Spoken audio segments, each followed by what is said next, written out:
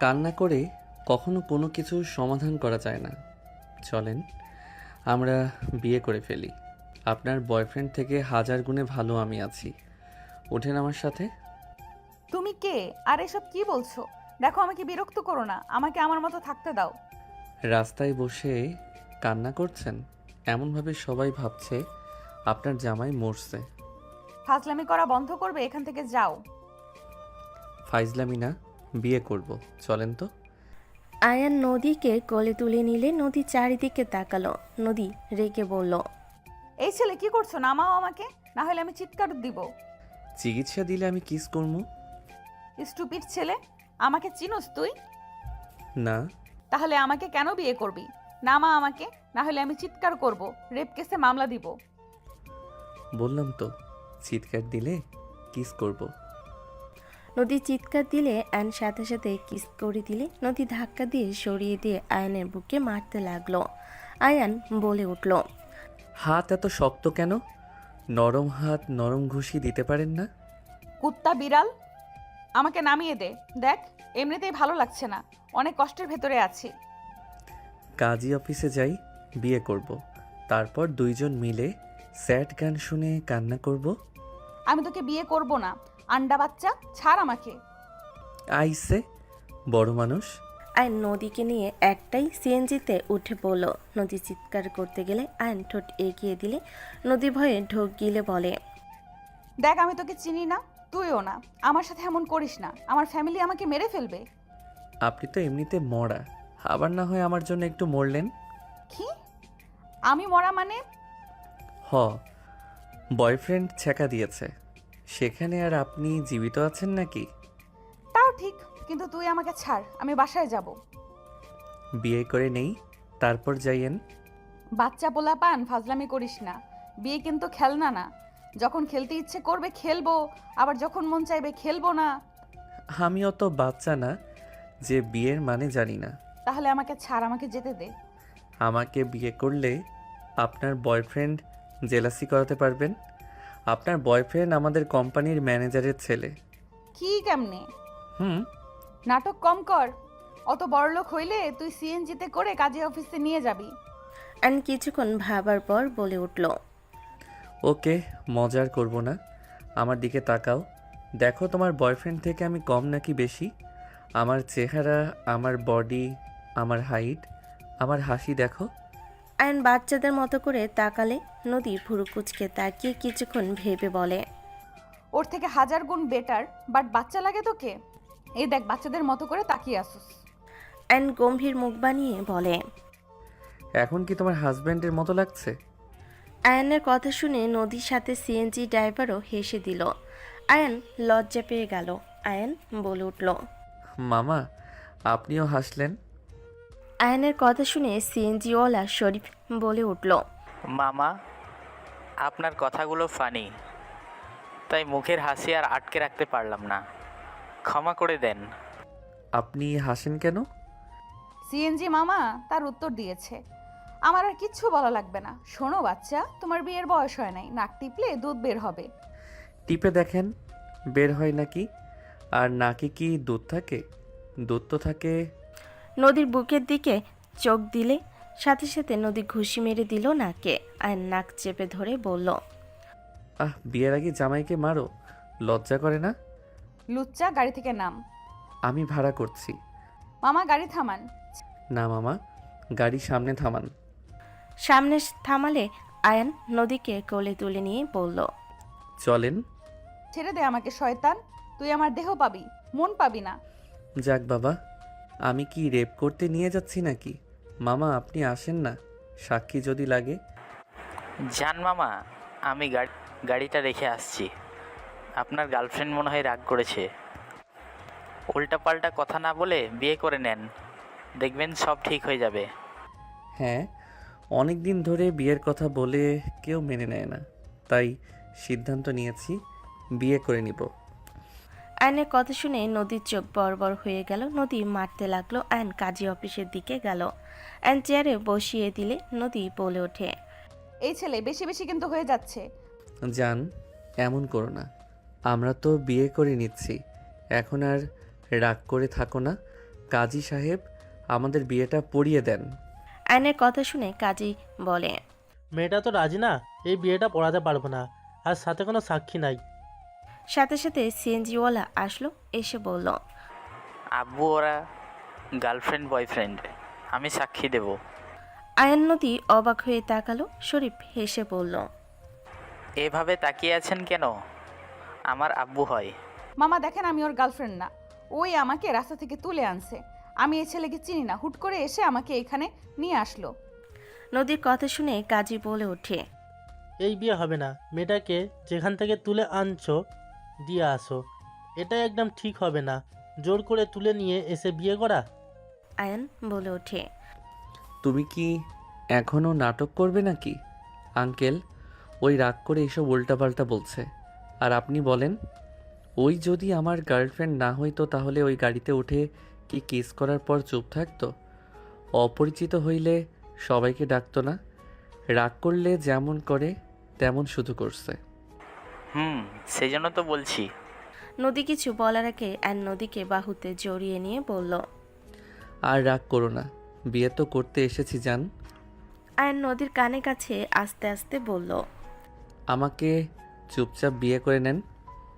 আর যদি না করেন, আপনার ভার্সিটিতে আমি ভর্তি হয়েছি, আপনাকে আমি জ্বালিয়ে শেষ করে দিব। সবার সামনে হুটহাট করে কিস করব, বউ বলে জড়িয়ে ধরব, রোমান্স করব, তখন বুঝবেন মজা। কেউ আর আপনাকে বিয়েও করবে না। আর সেখানে আমি বিয়ে করতে চাচ্ছি, ভালো লাগছে না, তাই না? আয়নের কথা শুনে নদী আয়নের কলার ধরে টেনে নিয়ে যেতে লাগলো। কিছুটা দূরে নিয়ে গিয়ে বলল, তুই আমাকে আগে থেকে চিনোস? কয়েকবার দেখেছিলাম আমরা ভালো লাগছে কয়েকবার দেখেছিলাম আমার ভালো লাগছে, তাই আমি বিয়ে করতেই নিয়ে এসেছি। বয়ফ্রেন্ড ছিল তাই কিছু বলি নাই। আপনি অনেক ভালো একটা মেয়ে, নরম মনের মানুষ। আমার এমন নরম বাচ্চা টাইপের বউ দরকার, যে আমার উপরে রাগ দেখাবে, ঘুরে আমাকে ভালোবাসবে, আমার কেয়ার করবে, যত কিছু হয়ে যাক আমাকে ছেড়ে যাবে না। আমি দেখেছি ওই ছেলেটা আপনাকে কত অপমান করত, গায়ে হাত তুলতো, কখনোই অসম্মান করা দেখি নাই। তারপর আপনি বেহায়ের মতো ওকে ভালোবেসে গেছেন। আমাকে বিয়ে করলে আমি ওর মতো কখনোই হব না। আয়ন এক নিঃশ্বাসে কথাগুলো বলতে লাগলো। নদী বলে উঠল, আমি বিয়ে করতে পারবো না আমার ফ্যামিলিকে না জানিয়ে। আর তোমাকে আমি চিনি না, জানি না, বিয়ে কিভাবে করব? তুমি কেমন ঘরের ছেলে তাও জানি না।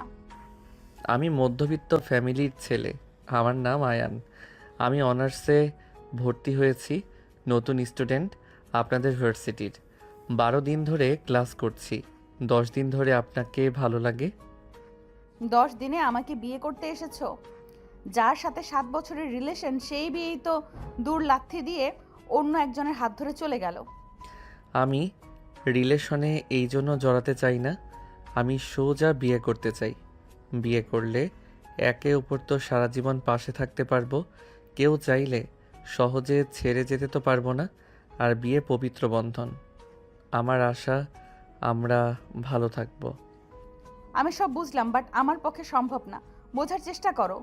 কাউকে না জানিয়ে বিয়ে করতে পারবো না। এইভাবে বিয়ে করলে আমাদের দুজনকে খুন করবে।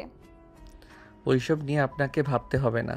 আপনি শুধু আমার হাত ধরেন, আমি আপনাকে অনেক ভালো রাখবো। আচ্ছা, একটা মেয়ে শেষ ভরসা কোথায়? তার স্বামীর উপরে তো থাকে নাকি? একটা মেয়ে তো চায় তার স্বামী তাকে ভালোবাসবে, কেয়ার করবে, তাকে সম্মান করবে, তাকে রানীর মতো যেন রাখে, তাই তো চায়, তাই না?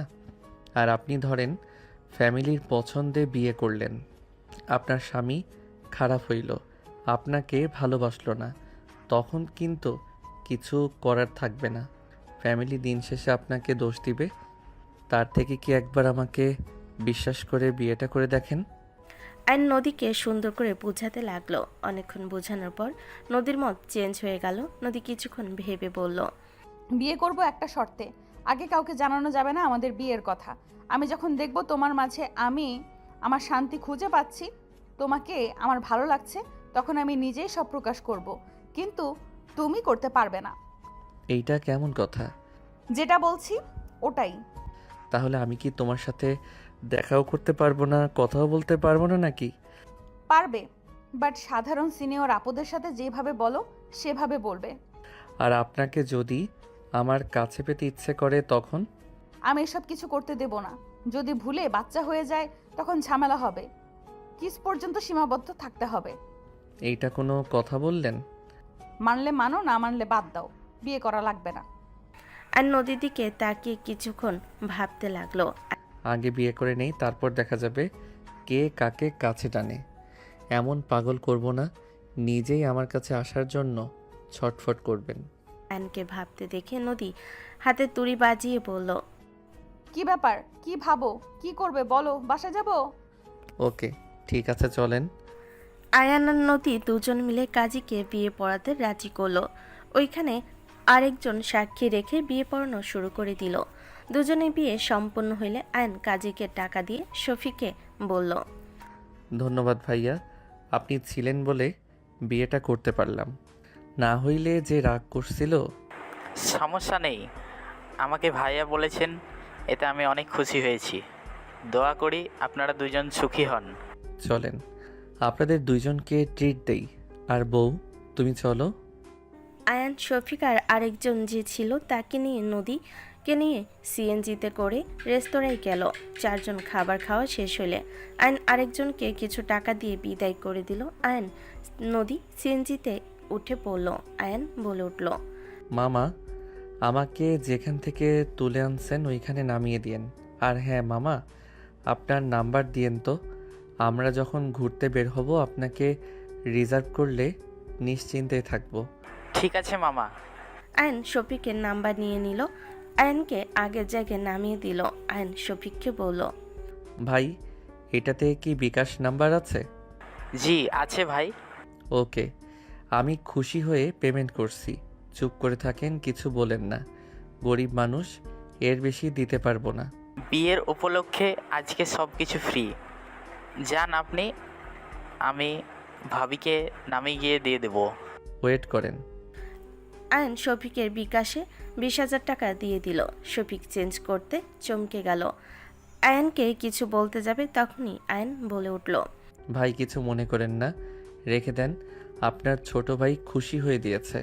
আর আপনাকে দরকার পড়লে কল দিব, যখন আপনার ভাবিকে নিয়ে ঘুরতে যাই। এত? রেখে দেন, ছোট ভাইয়ের সামান্য কিছু টাকা। আয়ন SMS দিয়ে বলল, আমি খুশি হয়ে দিয়েছি। ভাবিকে শপিং করে দিয়েন। আর কিছু বলেন না, ভালো থাকেন। আয়ন SMS দিয়ে চলে গেল। শফিক খুশি মুখে চলে গেল। নদীর ঠিকানা অনুযায়ী নামিয়ে দিল। নদী বলে উঠল, মামা ওই কত দিছে জানি না, হয়তো অল্প দিয়েছে, আমি আপনাকে দিচ্ছি। ধন্যবাদ মামা, অনেক সাহায্য করলেন। আর মামা, আমাদের ব্যাপারে কেউ কিছু জিজ্ঞাসা করলে বলেন না, আপনি এই 5,000 টাকা রাখেন। না না আফা, আমি কিছু পারবো না। আমি বলে দিয়েছি, উনি সব কিছু দিয়ে দিয়েছে, ভালো থাকবেন। শফিক সিএনজি টেনে চলে গেল। নদী কিছু না বলে বাসার ভেতরে চলে গেল। ওইদিকে আয়ন গাড়ি আসলে আয়ন উঠে পড়ল। আয়ন গাড়িতে উঠে ফোন চালাচ্ছিল। ওইদিকে নদী গোসল করে হেয়ার ড্রাই করে খাটে বসে ফেসবুকিং করছিল। হঠাৎ করে ওর সামনে আয়নের আইডি সামনে আসলো। নদী আয়নের আইডির ভিতরে প্রবেশ করলো।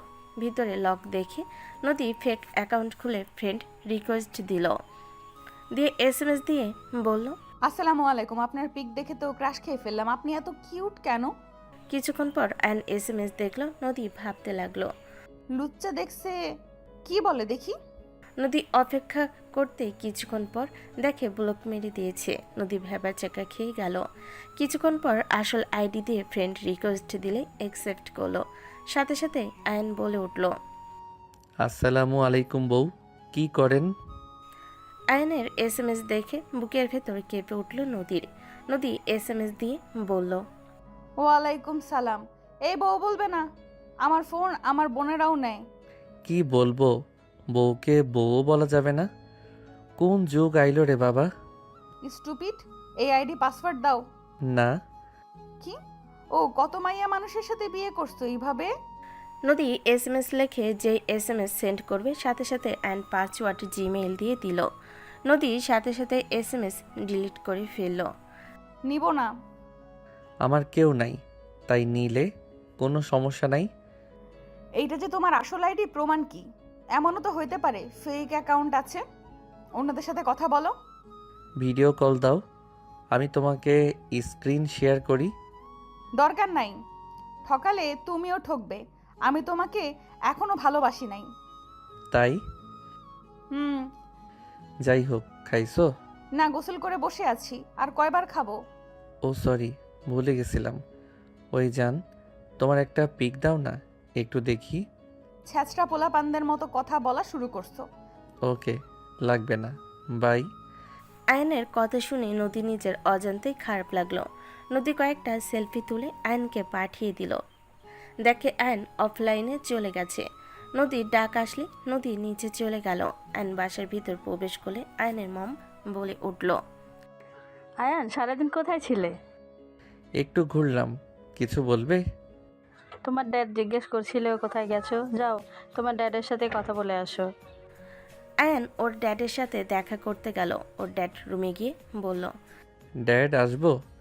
হ্যাঁ এসো। আয়ন চেয়ারে বসলে ওর ড্যাড ওর দিকে তাকিয়ে বলল, তোমাকে যেটা বলতে চাচ্ছি, আমরা দেশের বাইরে যাব, তুমি তো এখানে ভর্তি হইলে, তোমাকে আর কি বলবো। এখানে ভালো লাগছে আমার, আর আপনারা চলে গেলে আমি বাগান বাড়িতে চলে যাব। এখানে থাকতে কি সমস্যা? ওইখানে আমার ভালো লাগে, প্রকৃতির মাঝে থাকতে আমার কাছে খুব ভালো লাগে। এখানে থাকলে দেশে থাকা আর বিদেশে থাকার কোনো পার্থক্য বুঝি না। তোমার খালামণির বাসায় গিয়ে থাকবে। না ড্যাড, আমি একা থাকতে চাই, আমি নিজের মতো চলতে চাই। এখানে থাকে রিক্স, বুঝছো? আমাকে তো কেউ চেনে না, আমি বাসা ভাড়া করে থাকবো। আমি তোমাকে এখানে একা রেখে যেতে ভয় পাচ্ছি, তুমি তোমার খালার বাসায় থাকবে। ড্যাড, আমার কিন্তু রাগ হচ্ছে, আমার উপরে চাপিয়ে দিবে না তো সব কিছু? আমি আমার মতো থাকবো। আয়ন কথাগুলো বলে বের হয়ে গেল। রাতে আয়ন ওর ড্যাড মমকে এয়ারপোর্টে ছেড়ে দিল। আয়ন এয়ারপোর্ট থেকে বের হয়ে সাধারণভাবে রিক্সা নিয়ে ভাড়া বাসায় চলে গেল। আয়ন বাসার ভিতরে গেলে আয়ন বলে উঠল, মোটামুটি ভালো, এখানে আরামে থাকা যাবে। আব্বুর গার্ডরা তো আমাকে খুঁজে পাবে না। আয়ন খাটে শুয়ে পড়ল। সকালে ঘুম ভাঙলে দরজার পাশ থেকে ডাক দিল। আয়ন ঘুম ঘুম চোখে দরজা খুলে সামনে থাকা ব্যক্তিকে দেখে অবাক হয়ে গেল। আয়নকে দেখে বলল, ছোট লোক, তুই এখানে কি করস? বড়লোক মহিলা, তুই এখানে কেন? আমি এখানে কেন মানে? আমি এই বাড়িওয়ালার মেয়ে। ও, এইটা তোদের বাসা? ছ্যা, আগে জানলে কখনোই ভাড়া নিতাম না। ফকিরনি, বের হয়ে যা। এত টাকা কই পেয়েছিস ফকিরনি? তোর দেওয়া গিফট বিক্রি করে ভাড়া দিয়েছি। ছোট লোক। বড়লোক। দুজন ঝগড়া করলে নদীর আব্বু আসলে তুলি চুপ হয়ে গেল। নদীর আব্বু বলল, বাবা, তোমার রুম পছন্দ হয়েছে কি? জি আঙ্কেল। তুলি খাবার দিয়ে আয়নবাবুকে বাসাটা ঘুরিয়ে দেখো। পারবো না, মেজো আপুকে বলেন। আমি বের হব। এই নেন আপনার খাবার, আম্মু পাঠিয়েছে। তুলি আয়নের হাতে ঠাস করে খাবারের বাটি রেখে চলে গেল। আয়নের আব্বু বলে উঠল, কিছু মনে করো না বাবা, আমার ছোট মেয়েটা একটু পাজি টাইপের।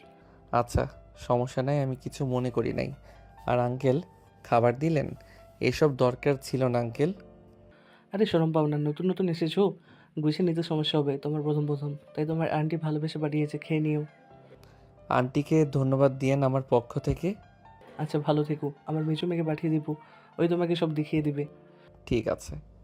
নদীর আব্বু চলে গেল। আয়ন খাবার নিয়ে দরজা লাগিয়ে দিয়ে টেবিল ওপর রেখে ওয়াশরুমে চলে গেল। ফ্রেশ হয়ে চেয়ারে বসে খাবার খেতে লাগলো। হঠাৎ করে কলিং বেল বেজে উঠল। আয়ন দরজা খুলে দিলে নদী বলে উঠল, আসসালামু আলাইকুম, আমি নদী। আয়ন নদীর দিকে ভুরকুচকে তাকিয়ে বলল, ওয়ালাইকুম আসসালাম বিবিজান। নদী ভ্যাপাচাকা খেয়ে গেল। নদীর চারিদিকে তাকিয়ে তাড়াতাড়ি ভিতরে প্রবেশ করে দরজা লাগিয়ে দিয়ে আয়নের কলার ধরে বলল, ফাজিল, তুমি এখানে কেন? সত্যি বলতে জানতাম না তোমাদের বাসা, বাট ভাড়া নিয়েছি যখন, তখন তো ভালোই হইল। থাপ্পড় মেরে ঘুরিয়ে দেব। এই বাসা ছেড়ে দিয়ে চলে যাও। আয়ন বাম হাত দিয়ে কোমর জড়িয়ে টান দিয়ে নিজের সাথে জড়িয়ে নিয়ে আলতো করে গালে কিস করে বলল, তোমাকে এত কাছ থেকে দেখতে পারবো আর সেই সুযোগ হাতছাড়া তো আমি করব না জান। ধরা পড়লে কপালে দুঃখ আছে। আমাকে ছাড়ো। ওকে, ছেড়ে দিলাম। শোনো না, কি? কি কি কিনবো বুঝতে পারছি না। রান্না করতে কি কি লাগে? ঘোড়ার ডিম লাগে। আচ্ছা, ওইটা কোথায় পাওয়া যাবে? অ্যান সিরিয়াসভাবে নদীর মাথায় টুকা দিয়ে বলল, ফাজিল ছেলে, মধ্যবিত্ত হয়েও কিছু জানো না নাকি? জানি, বাট কোনটা কিনলে ভালো হবে সেইটা বুঝি না। আব্বু তোমাকে বাসা ঘুরিয়ে দেখাতে বলেছে, বাইরে যেতে দিবে না। তুমি বয়সে ছোট দেখে আমাকে পাঠিয়েছে। তোমরা কি সব ভাড়াটিয়াকে এভাবে দেখাও নাকি? আর ছেলে মানুষ কয়টা, এভাবে তোমাদের পাঠায় কেন? ও ফালতু কথা বলো না। এখানে সবাই ফ্যামিলি নিয়ে থাকে। টাকার দরকার ছিল তাই তোমার থেকে অ্যাডভান্স নিয়ে থাকতে দিয়েছি। আমি ছাড়া আমার 2 বোনের কাবিন হয়ে গেছে, তাই তুমি বাসা ভাড়া পাইছো। 2টা কারণে পাওয়া সম্ভব হয়েছে, বুঝলে? বুঝলাম। আসো খাবার খাই। খাইছি, তুমি খাও। আসো না, খাওয়াই দেই। আয়ন নদীকে বসিয়ে দিয়ে খাবারের লোকমা দিলে নদী মুখে নিয়ে নিল। আর নিজেই খেতে লাগলো। নদী বলে উঠল, দেখো, আর খেতে পারবো না, বমি করে দিব। ওকে ঠিক আছে। যাই হোক, আন্টি রান্না অনেক মজার। আম্মু প্রশংসা শুনলে ঘন ঘন রান্না করে দিবে, সাথে দাওয়াতও দিবে। তাহলে তো ভালো, আন্টির সাথে ভাব জমাতে হবে। থাক, ফাজিল। আচ্ছা থাকো, আমি ধুয়ে দেই। আমি ধুয়ে নিয়ে যাচ্ছি। আমি করে দেই। চুপ করো, পরে আবার বলবে বউ থাকতে আমাকে এইসব কাজ করা লাগছে। আয়ন ফিক করে হেসে দিল। নদী বেশ অবাক হয়ে গেল ওর হাসি দেখে। আয়নের দিকে মুগ্ধ নয়নে তাকিয়ে বলল, ছেলে মানুষ এত সুন্দর করে হাসতে পারে, ওকে না দেখলে বিশ্বাস হতো না। ওই কি দেখেন? নদী ভাবনার জগৎ থেকে বের হয়ে রান্নাঘরে গিয়ে বাটিগুলো ধুয়ে আয়নকে বলল, আমি রেডি হয়ে আসছি, তুমি রেডি হয়ে নাও। যাবে বাজার করতে? হুম। নদী চলে গেল। আয়ন তাড়াতাড়ি করে রেডি হতে লাগলো। ওদিকে 3 তলে চলে গেল। নদী রান্নাঘরে গিয়ে বাটি রেখে বলল, আম্মু, তোমার রান্না ওই ছেলেটা অনেক পছন্দ করছে, তোমার অনেক প্রশংসা করছে। তাই সত্যি? হ্যাঁ আম্মু, ছেলেটা বাচ্চা পোলানা, বাজার করতে যাবে কিছু বুঝতে পারছে না। ওর সাথে কি যাব আমি? যা, তোর আব্বু দেখার আগেই চলে আসছিস। ওকে। নদীর কথা শুনে তুলি বলল, চেনো না জানো না, একটা ছেলের সাথে বাজারে যাবে? ফাজলামি করো। কি হয়েছে? ওই তো ছোট একটা ছেলে। ওই আমার সাথেকার, আমার ক্লাসমেট। ওর ব্যাপারে আমি খুব ভালো করে জানি, বুঝলে? ওই তো ছোট না। তুই আমার 4 বছরের ছোট, ওই ছেলে তাই। যাও গা, তোমার ইচ্ছে যাও, মাথায় তুলে নাচো। ওকে? তুই এই ছেলেকে নিয়ে এত সমস্যা কেন করছিস? ওই ছেলে কি খারাপ নাকি? হ্যাঁ। কি, কেন, কি করেছে ওই ছেলে? ওকে আমার পছন্দ হয় না, ওকে দেখলেই আমার রাগ হয়। সমস্যা কি? খারাপ বললি? কি খারাপ করলো যে খারাপ বললি? ওই কি মেয়েবাজ নাকি, নেশা করে নাকি, জুয়া খেলে নাকি, বেয়াদবি করে? ভাষা খারাপ। কোনোটাই না, কিন্তু আমার রাগ হয় ওকে দেখলে।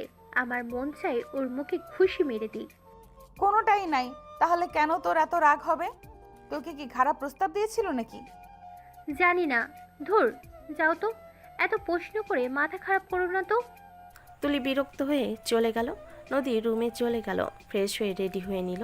নদী আয়নের রুমের সামনে গিয়ে নক করলে আয়ন দরজা খুলে বলল, রেডি হইলেন নাকি? ঘুমাতে গেছিলেন? নিচে চলো, তারপর বলি। নদী চলে গেল। দুজন উঠে পড়ল। নদী বলে ওঠে, আমার বোন তুলিকে চেনো তুমি? নদীর কথা শুনে আয়ন চমকে উঠল। আয়ন বলে উঠল, কোন তুলি?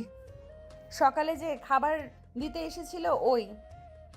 হঠাৎ এই কথা কেন জিজ্ঞেস করছেন? ওই তোমার ক্লাসমেট বলে তুমি কি ওর সাথে কিছু করেছো নাকি?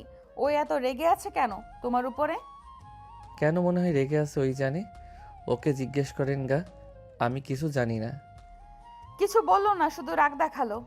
ও, একজন মানুষকে যে সবাই পছন্দ করবে তার কোনো মানে হয় না। কেউ অপছন্দ করবে, কেউ পছন্দ করবে, এই তো দুনিয়া। তা ঠিক। দুজন বাজারে চলে গেল। 3 ঘন্টার ভিতরে সব কিনে নিল। আয়ন নদীকে ফুচকা খাওয়াতে লাগলো। নদী ফুচকা খাচ্ছিল আর আয়নের দিকে তাকিয়ে বলল, তুমি নাও না কেন? আমি এইসব খাই না। মুখে দিয়ে দেখো, এটার ফ্যান হয়ে যাবে। নদী জোর করে একটা মুখে দিল। ঝালে আয়ন চোখ দিয়ে পানি পড়তে লাগলো। আয়নের নাক, ঠোঁট, চোখ লাল হয়ে যেতে লাগলো। আয়ন নদীর প্লেট থেকে আরেকটা নিয়ে খেতে লাগলো আর বলতে লাগলো, আসলে অনেক মজা তো। এই তুমি ঝাল খেতে পারো না? আর এই খেও না, মরে যাবে তো। মামা ওকে টক পানি দেন তো। নদী আয়নের চোখ ওড়না দিয়ে মুছে দিতে লাগলো আর টক পানি খাওয়াতে লাগলো। আয়নের ঝাল আরও বেড়ে গেল। নদী আয়নকে পানি দিল, সাদা পানি। আয়ন সাদা পানি দিয়ে কুলি করতে লাগলো। নদী বলে উঠল, তুমি ঝাল খেতে পারো না, আমাকে আগে বলবে না? এ কি অবস্থা, বাসায় চলো। ফুচকাওয়ালাকে টাকা দিয়ে দেই। আয়ন টাকাটা দিয়ে দিল। গাড়িতে সব জিনিস তুলে আয়ন নদী উঠে পড়ল। নদী আয়নকে বাতাস করতে লাগলো। আয়নের ঝালে মাথা ঘুরে উঠল। আয়ন বলে উঠল, এত ঝাল মানুষ খায় নাকি? এত খাইলে ভিতরে সমস্যা হবে। আমাদের মুখ আপনার মতো না, বুঝলেন? আপনি আমাকে বলতেন যে আমি ঝাল খাইতে পারি না, তাহলে তো আমি জোর করে দেই না। আরে ফুচকা মজা আছে তো। আর বউ এত আদর করে দিল, না খেয়ে কি থাকা যায় নাকি? নদী রাগী লোক নিয়ে তাকাতেই দেখে চোখ দিয়ে পানি গড়িয়ে পড়ছে। আয়ন অবাক হয়ে বলল, এই কান্না কেন করছেন? চুপ করো, আমার সাথে কথা বলবে না। আমার জন্য তোমাকে ঝাল সহ্য করতে হচ্ছে। আমার জন্য তোমার এমন হইল। আমি যদি জোর না করতাম তাহলে তোমার এই অবস্থা হতো না। আরে পাগলি, এটার জন্য কে কান্না করে? আরে কান্না বন্ধ করো, আমার কিছু হয় নাই। এই দেখো আমি একদম ঠিক আছি। নদীতে বাসের সামনে থামালে নদী কিছু জিনিস নিয়ে ভিতরে গেল। আয়ন বাকি জিনিস নিয়ে যেতে লাগলো আর কিছু রিক্সাওয়ালা নিয়ে দিতে লাগলো।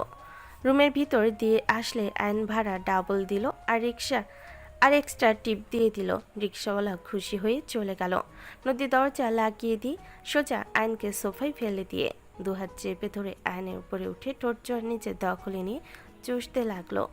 আয়নের চোখ বড় বড় হয়ে গেল। আয়ন নদীকে নিচে ফেলে কিস করতে লাগলো। আয়ন নদী বুকের দিকে যেতে নিবে, সাথে সাথে নদী থামিয়ে দিয়ে আয়নকে সরিয়ে দিয়ে দৌড়ে উঠে চলে গেল। আয়ন ফ্লোরে পড়ে থেকে নদীর চলে যাওয়ার দিকে তাকিয়ে হেসে উঠল। বউ আমার নিজের ইচ্ছে আসবে আমার কাছে, আমার জোর করে কিছু নিতে হবে না। আয়ন ফ্লোরে পড়ে থেকে নদী চলে যাওয়ার দিকে তাকিয়ে হেসে উঠে বলল। আয়ন হাসতে লাগলো। হেসে দরজা লাগিয়ে দিয়ে সব একাই গুছিয়ে নিতে লাগলো। মাংস ও মাছ কেটে নিয়ে আসার জন্য সহজে পলিথিনে তুলে বেঁধে ফ্রিজে রাখলো আর দুপুরের জন্য খাবার রান্না করতে লাগলো। তুলি রুমে এসে বলল, কি রে ছোট লোকের বাচ্চা, কি করিস? রান্না করি। বড় লোকের বাচ্চা চোখে পড়ে না? এটা কি রান্নাঘর নাকি বস্তি ঘর? আমি ভাড়া দিয়েছি, এখন আমার যা মন চাইবে তাই করব। তোর কোনো সমস্যা? আমার সমস্যা কি মানে? তুই এই বাসা থেকে চলে যা, আমি তোকে খুন করব যদি আমার সামনে দেখি। তুই কি আমাকে মেরে ফেলা বাদ দিয়েছিস নাকি? আমাকে তো মেরেই ফেলছস। দেশে কবে আইছোস? 1 মাস হইছে। প্রবাস জীবন ছেড়ে আসলি কেন? তোর সংসার চলবে ফকিরনি? আবার কাকে পটিয়ে তার টাকায় চলবি? তোর বোনদের মধ্যে একজনকে পটিয়ে তোর বাড়ির ঘর জামাই হব। স্বপ্ন দেখতে থাক, আমি থাকতে কখনোই পারবি না। ফকিরনি একটা। আমার জামাই কি করে জানোস? না, খান গ্রুপের ম্যানেজার। ওনাদের তো অনেক কোম্পানি, কোনটাতে? খান গ্রুপ। আয়ন মনে মনে হাসতে লাগলো। আয়ন বলে উঠল, তাহলে তো বড়লোক দেখে পটাইছস। আগেরগুলো কি হইল? এইটাকে বেশি ভালো লাগছে, এইটার সাথে কাবিন করছি। তুই যত আমার সামনে থাকোস তোর প্রতি আমার কোনো ভালোবাসা কাজ করবে না। শোন, এখান থেকে চলে যা, বিদেশ থেকে যা, ইনকাম করছিস তা দিয়ে ফ্যামিলির দেখাশোনা কর আর পড়াশোনা কর, ছোট লোক একটা। তোকে আমার চিন্তা করা লাগবে না। যত নাটক করস আমাকে এখনো ভালোবাসস। দেখ আমার জন্য কত চিন্তা তোর। চুপ কর, ছোট লোককে নাকি আমি ভালোবাসবো? তোকে ভালোবাসার জন্য তোর কি আছে? আছে তো কিছু টাকা, ওইটা শেষ হয়ে গেলে তুই রাস্তায় ভিক্ষুক হয়ে যাবি। তুই আমাকে যে স্বপ্ন দেখিয়ে আমার লাইফ নষ্ট করছিস না, তুই আমার জন্য আফসোস করবি। তোর মতো ছেলের জন্য আমি আফসোস করব? হাসালি আমাকে। শোন, তোর রূপ থাকতে পারে, বাট ছেলেদের রূপের থেকে টাকা সুন্দর, বুঝলি? টাকা থাকলে টাকলা বেটাও বিশ্ব স্মার্ট পোলা, বুঝলি? টাকার বিছানায় ঘুমা যা, এখান থেকে রান্না করতে দে। থাকবই তো। তুলি হাসি দিয়ে চলে গেল। আয়ন রাগে গাজর দিয়ে ঢিল মারতে গিয়েও মারল না। আয়ন চুলা বন্ধ করে রাগের দেওয়ালে খুশি মারল। তুলি পিছনে তাকিয়ে বলল, ফকিরনি, দেওয়ালের কিছু হইলে খবর আছে। তুই যাবি এখান থেকে? তুলি চলে গেলে আয়ন মাথা ঠান্ডা করে রান্নাঘর পরিষ্কার করে গোসল করতে চলে গেল। গোসল করে শার্ট প্যান্ট ছাদে মেলে দিয়ে তাড়াতাড়ি করে নিজের রুমে এসেছে। খাটে শুয়ে থেকে ভাবতে লাগলো ফ্ল্যাশব্যাক। আয়ন তুলি ভিডিও কলে আয়ন কান্না করতে করতে বলছে, তুলি, তুমি তো আমাকে ভালোবাসো, তাহলে তুমি অন্য ছেলেকে বিয়ে করতে পারো না? তুলি প্লিজ, তুমি আমার কথা শোনো, আমি তোমাকে অনেক ভালোবাসি। তুলি, আমাকে ছেড়ে অন্য কাউকে বিয়ে করো না, তুমি লোভ করো না তুলি। চুপ কর ফকিন্নির বাচ্চা, তোকে ধরে থেকে লাভ আছে? তুই আমাকে আর কল দিবি না। তুলি কল কেটে দিয়ে পুলক মেরে দিয়ে ফোন অফ করে দিল। আয়ন কান্না করতে করতে বারবার কল দিতে লাগলো। আয়ন পাগলের মতো কান্না করতে লাগলো। আয়ন পুরো রুম ভাঙচুর করতে লাগলো। আয়নের মম দৌড়ে এসে আয়নকে জড়িয়ে ধরে বলল, আয়ান কুল, কি করছো এসব? ওই মেয়েটা লোভী ছিল, তুমি কেন বুঝতে পারছো না? আয়ান শান্ত হও। আমি ওকে ছাড়া বাঁচব না। আপনারা সব জেনে কেন আমাকে এমন অভিনয় করতে বলবেন? আমি যদি আমার আসল পরিচয় দিতাম, ওই আমাকে ছেড়ে দিত না। আপনারা কেন আমার সাথে এমন করলেন? আয়ান, লোভী মেয়েকে লাইফে আসা থেকে না আসা ভালো। যে তোমাকে ভালোবাসে না তাকে কেন তুমি বিয়ে করবে? লোভী মেয়েরা কখনোই ভালো স্ত্রী হতে পারে না। আয়নর মমের কথা না শুনে কান্না করতে লাগলো পাগলের মতো। মম আয়নকে বোঝাতে লাগলো, আয়ন কোনো কথা শুনলো না। আয়ন নিজেকে শেষ করে দিতে যাবে। আয়নের ড্যাড এসে চাকু ফেলে দিয়ে সজোরে থাপ্পড় মেরে দিয়ে বলল, ফালতু ছেলে একটা। অনলাইনের মেয়ের জন্য নিজের ফ্যামিলির কথা না ভেবে আত্মহত্যা করতে যাচ্ছ। তুমি তো আসলে কাউকে ভালোবাসো না, এইসব তোমার আবেগ, বুঝতে পারছো? যে নিজের জীবনের মূল্য দিতে জানে না সে মানুষ অন্য কাউকে কিভাবে ভালোবাসে। এইসব ভালোবাসা কিছু না। শুনো, তোমার লাইফে আসল ভালোবাসা এখনো আসে নাই। যে তোমাকে সত্যিকারে ভালোবাসবে সেই তোমার টাকা কেনা তোমাকে ভালোবাসবে, তোমার অবস্থান কেনা। তোমার মম কিন্তু আমার অবস্থান কেনা, আমাকে ভালোবেসেছিল। আমি গরিব ঘরের সন্তান ছিলাম, তোমার মমের জন্য আজ আমি এত দূর, বুঝতে পারছো? আয়নের ড্যাডের কথা আয়ন মানল না। আয়ন কান্না করতে লাগলো। হঠাৎ করে দরজা নক করার শব্দ হইলে আয়ন ভাবনার জগৎ থেকে বের হয়ে গেল। আয়ন খাট থেকে নেমে দরজা খুলতে চমকে গেল। আয়ন রাগে লুক নিয়ে তাকিয়ে বলল, তুই এখানে কেন? সর, এখানে থাকবো, খালু বলেছে তোর সাথে থাকতে। বাসা চিনলি কেমনে? যার দোকান থেকে মালপত্র আনছোস সে আমার আব্বুর ফ্রেন্ড, তার থেকে জানতে পারছি। তুই এখান থেকে যা, ঝামেলা করতে চাচ্ছি না। আমি এখানে থাকবো, না হলে কল দিব। বাড়িওয়ালা এখানে থাকতে দিবে না। নো টেনশন, আমার আঙ্কেলের বাসা এটা, আমার ফুফা হয়। কি আমার ছোট ফুফির বাসা। বলিস কি? আমার পরিচয় তাহলে ফাঁস হয়ে যাবে নাকি? চিল, কেউ তোকে চেনে নাই, সরি চিল, কেউ তোকে চেনে নাকি? চেনে তো রাফি ভাই আর আফুকে চেনেন। তোর বন্ধু হয়, এটাই পরিচয় দিব। সর এখান থেকে, ভেতরে ঢুকতে দে। রাগে ভিতরে প্রবেশ করলো। আয়ন দরজা লাগিয়ে দিল। আয়ন বলে উঠল, দেখ, ভুলেও আমার পরিচয় ফাঁস করলে আমি তোকে গিলে খাবো। খালু আমাকে দেখা শোনার জন্য পাঠিয়েছে, আর সেখানে আমি তোকে বাস দেব নাকি? নিজের খালাতো ভাইকে বাস কিভাবে দেয় বল? মাথায় রাখলে ভালো। অনেক ক্ষুধা লাগছে, খাবার অর্ডার দে। রান্না করছি। কি তুই রান্না করছিস? খাওয়া যাবে কি? আমি সব পারি, খাওয়া যাবে না কেন? কি রান্না করছিস? ফিশ ফ্রাই আর চিকেন। তুই খাইছস? না। আয় দুজন মিলে খাই। চল, ক্ষুধাও লাগছে। ভাত রান্না করস নাই? এইসব কি দিয়ে খাবো? আর এইসব কি তেল দেশ নাই, সরি, আর এইসব কি তেল দেশ নাই? কিপটামি করছিস নাকি? আমি এমনভাবে খাই। কসু দূর, আমি অর্ডার দেই। রাকিব বলে উঠল। রাকিব বিরিয়ানি অর্ডার দিয়ে ওয়াশরুমে চলে গেল। আয়নও রান্না করা খাবার খেতে লাগলো। খাওয়া শেষ করে আয়ন খাটে শুয়ে পড়ল। রাকিবের বিরিয়ানি আসলে রাকিব বিরিয়ানি রিসিপ্ট নিয়ে খেতে লাগলো। আয়নের দিকে তাকিয়ে বলল, খাবি? না, ঘুমাবো। আয়ন ঘুমিয়ে গেল। রাকিব বলে উঠল, কচু খায় ফেটা, এইসব খায় কেমনি? মাঝে মাঝে সিদ্ধ করা খাবার খায়। ওয়াক থু। রাকিব খাবার খেয়ে আয়নের পাশে কোলবালিশ জড়িয়ে ঘুমিয়ে গেল। সন্ধ্যার দিকে আয়নের ঘুম ভাঙলে আয়ন লাফ দিয়ে উঠল। আয়ন ঘড়ির দিকে তাকিয়ে তাড়াতাড়ি উঠে ফ্রেশ হয়ে ছাদে চলে গেল। ছাদে যেতে দেখে রাকিব, তুলি, নদী আর নদীর বড় বোন রূপা হাসাহাসি করছে। আয়ন চুপচাপ ওর শার্ট প্যান্ট তুলতে লাগলো। রূপা আয়নকে দেখে বলল, এই ছেলে তোর বন্ধু তাহলে? আয়ান এদিকে আয়, তোর প্রশংসা করলাম আফুদের কাছে। আয়ন সামনে এগিয়ে গেলে তুলি বলল, ওর সাথে পরিচয় হওয়ার কিছুই নাই, দেখেই বোঝা যায় নেশাখোর। তুই ওর সাথে ঝামেলা কেন করস? প্রথম দিন ও ভার্সিটিতে গিয়ে ঝামেলা করছস, আবার এখানে? আসসালামু আলাইকুম। আপনি বড় আপু তাহলে? ওয়ালাইকুম আসসালাম। হ্যাঁ, আমাকে চেনো নাকি? পেতনির আইডিতে আপনার পিক আছে। একসাথে কার? তুলি রেখে আয়নের চুল ধরে বলল, পেতনি কেড়ে, ছোট লোকের বাচ্চা, কাকে পেতনি বলস? সবাই তুলিকে সরিয়ে দেওয়ার চেষ্টা করতে লাগলো। আইন তুলির পায়ে পাড়া মারলে তুলি ছেড়ে দিয়ে পা ধরে বসে কান্না করতে করতে বলল, কুত্তা, তোর বউ তোকে জুতো পেটা করবে দিনরাত, তোর কপালে বুইরা বেটি জুটবো। তোর থেকে তো হাজার গুণ সুন্দরী আর ভালো মনের তো হইব। তোর মতো কুৎসিত মনের মানুষ না হইলেই হয়। কুত্তা, আমি কুৎসিত মনের মানুষ? তুই কুৎসিত, তোর 14 গোষ্ঠী। ঢং দেখে বাঁচি না। আমার চুলগুলো কয়টা তুলে ফেলছে রাক্ষসী মাইয়া। ওকে তো আমি।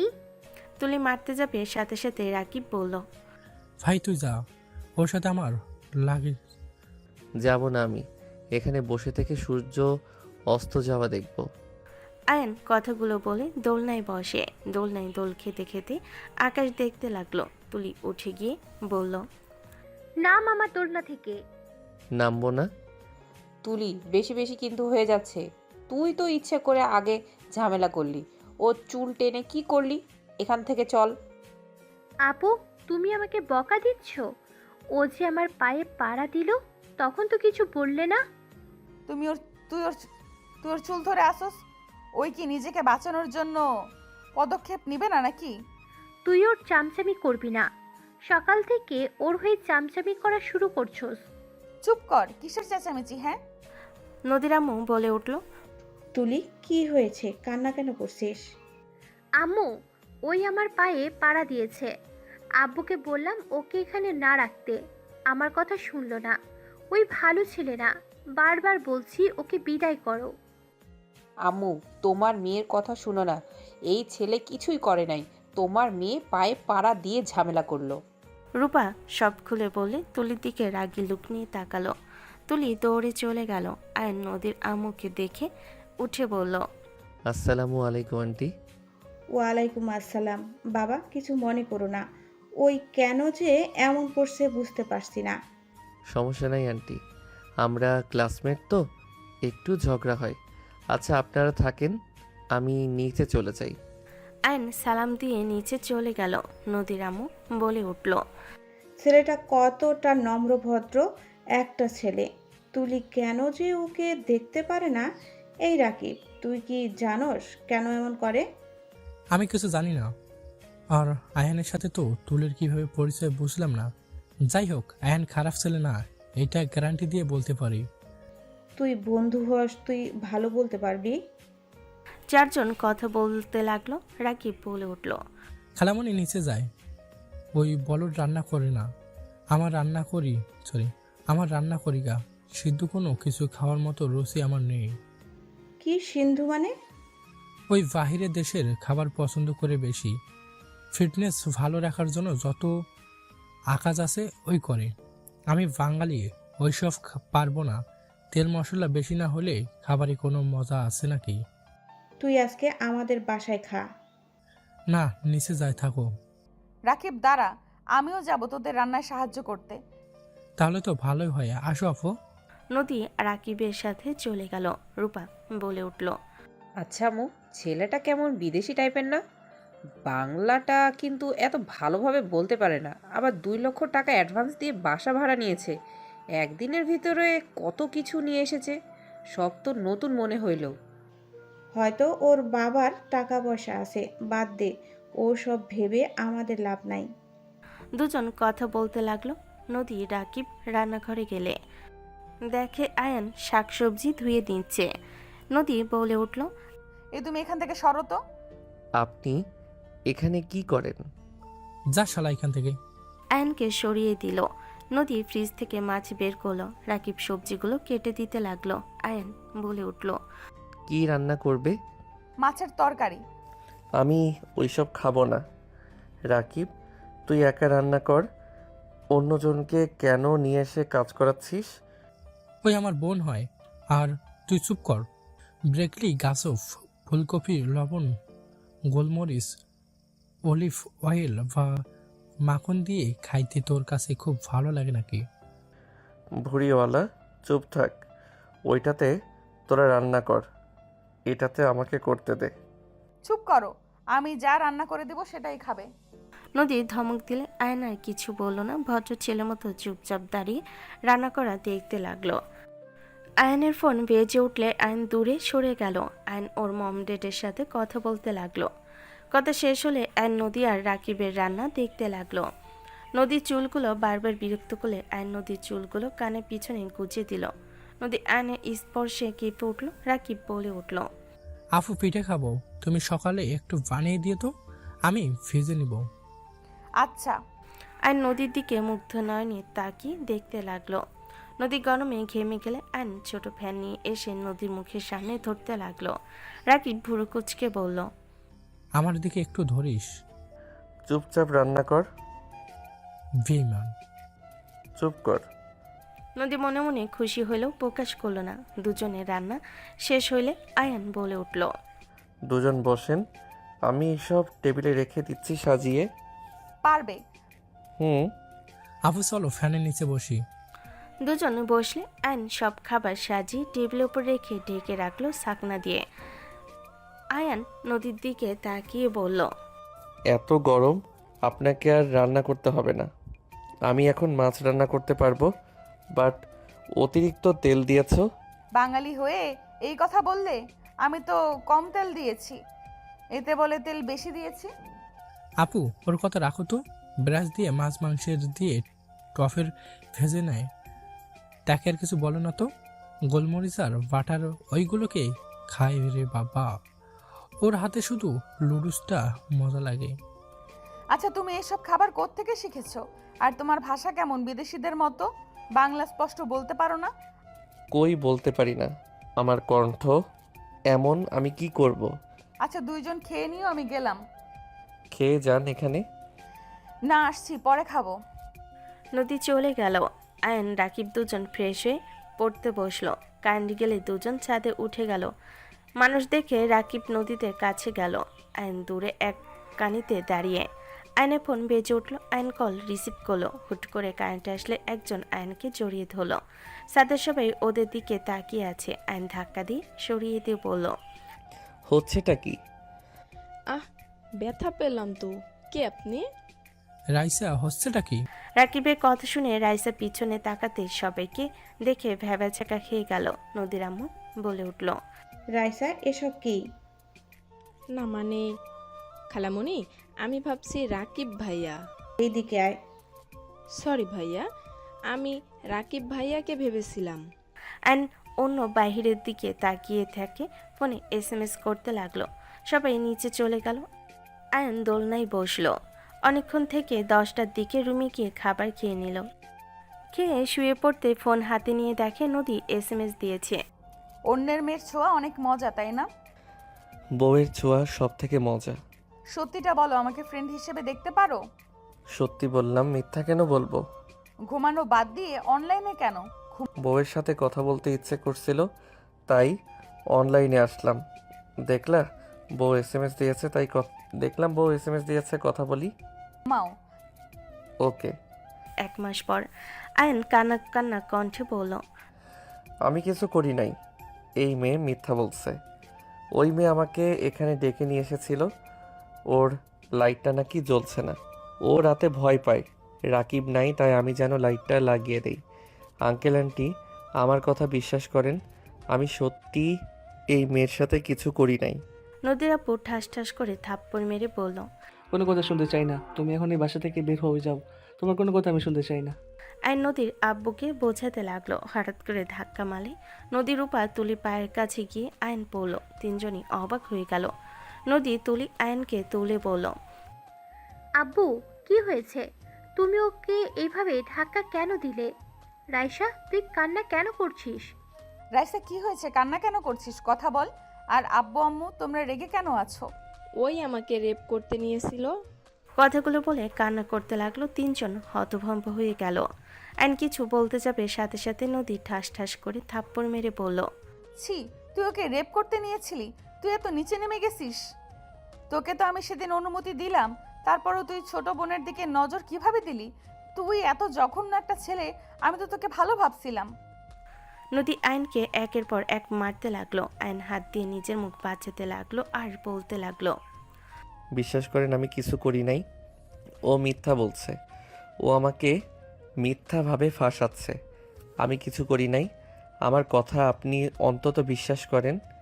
তুলি নদীর হাত ধরে সরিয়ে দিয়ে বলল, আপু থামো। আয়ান, সত্যিটা কি? আমার বিশ্বাস হচ্ছে না তুমি এমন কিছু করতে পারো। আমাকে সত্যিটা বলো তো, কি হয়েছে? তুমি তো আমাকে ঘৃণা করো। তুমি আমার কথা কি বিশ্বাস করবে নাকি?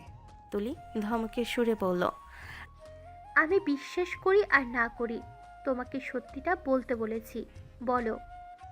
আপু, আমি বলি ও সম্পূর্ণ মিথ্যা কথা বলছে। তুই চুপ কর। তুই তো রেপ হতে হয়েছিলি, তোর তো লজ্জা থাকার দরকার। সেখানে কিভাবে এসব বলবি? আয়ান, উত্তর দাও, কি সত্যিটা? আমি রুমে শুয়েছিলাম, ঘুমাবোর জন্য শুয়ে থেকে দোয়া পড়ছিলাম। হঠাৎ করে দরজায় নক হইলে আমি দরজা খুলে দেখি ওই এসে আমাকে বলে ওর লাইটটা নাকি জ্বলছে না। ও রাতে ভয় পায়, রাকিব নাই, তাই আমি যেন লাইটটা লাগিয়ে দেই। আমি রাজি হচ্ছিলাম না। আমি বারবার বলছিলাম যে আঙ্কেল আন্টি তোমরা কেউ নাই, এখন যাব না। তারা আসলে আমি বা রাকিবকে পাঠিয়ে দেব। উনি শুনে না, জোর করছিল, অনেক রিকোয়েস্ট করাই আমি যেতে বাধ্য হই। ওনার রুমে গেলে উনি দরজা লাগিয়ে দেয়। আমি ফোনের লাইট জ্বালিয়ে বলি, কী ব্যাপার, দরজা কেন আটকাচ্ছেন? মিথ্যা কথা। ও দরজা লাগিয়ে দেয়, আমি দেই নাই। ওই লাগিয়ে দিলে আমি ভয়ে বলি, দরজা কেন লাগিয়ে দিলেন? তুই চুপ কর, আমি একজনের মুখে শুনতে চাইছি। আয়ান, তুমি বলো। তারপর উনি নিজের শার্টের বোতাম খুলতে থাকে। আমি ওইখানে না থেকে দৌড়ে দরজার কাছে আসি। উনি আমাকে পিছন থেকে খামচি দিয়ে টেনে ধরে। আমি হাত ধরে ধাক্কা মেরে দরজা খুলে দৌড়ে যেতে নিলে উনি আমার পায়ে ওই লাঠি দিয়ে বাড়ি দেয়। দেখো এখনও ওইখানে আছে। আমি উঠতে গেলে কলিং বেল বেজে উঠলে ওই চিৎকার শুরু করে দেয়। তারপর তো আঙ্কেল আন্টি ভিতরে ঢুকলো। তুলি, বিশ্বাস করো আমি একটা কথাও মিথ্যা বলি নাই। আয়ন এক প্রকার কান্না করে দিল। রাইসা এসে বলল, একদম মিথ্যা কথা বলবি না। তুই এখান থেকে যা, না হইলে তোকে আমি জেলে দিব। একটা মেয়ে কখনোই নিজের মান সম্মান নষ্ট করবে না। তুই এইসব করছস? রাইসা, তুই সত্যিটা বল।